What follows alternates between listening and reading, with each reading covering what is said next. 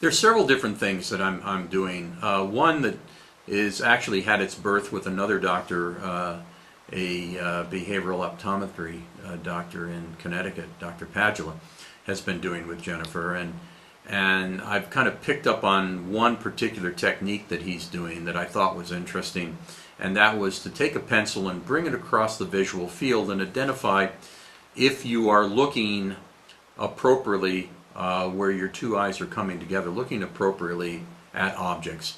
And what I've done with that is he does it in the vertical. I do it in the vertical and the horizontal, and he and I haven't talked about this since I've done it, and I'm sure he's done it in both directions as well. But it's fascinating because you can really identify exactly where the center of an individual's eye is looking from. You know, we look at a person's eye, we see, yes, left eye, right eye, and we can imagine that coming out from those, there's a point at which they meet, and that's the focal point of where you're looking.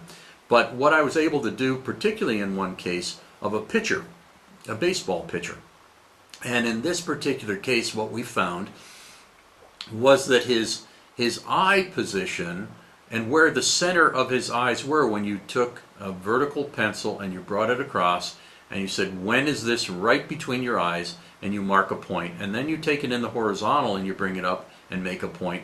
What we found was it was right at the right corner of his mouth.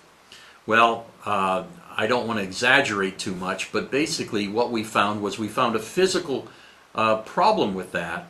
And why I said I didn't want to exaggerate was because basically we didn't ask him whether or not a low outside ball was one of his big weaknesses. But what we did was we fixed the knee problem, and we found that this brought his eye position back to center, right between his two eyes.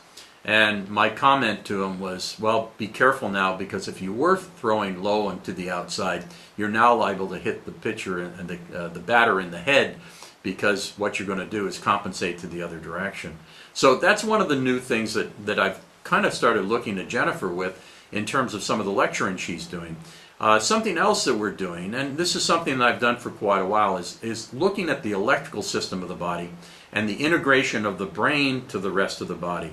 And so I do some testing that we check the polarity of the body. We check if the body is actually conducting energy as it should.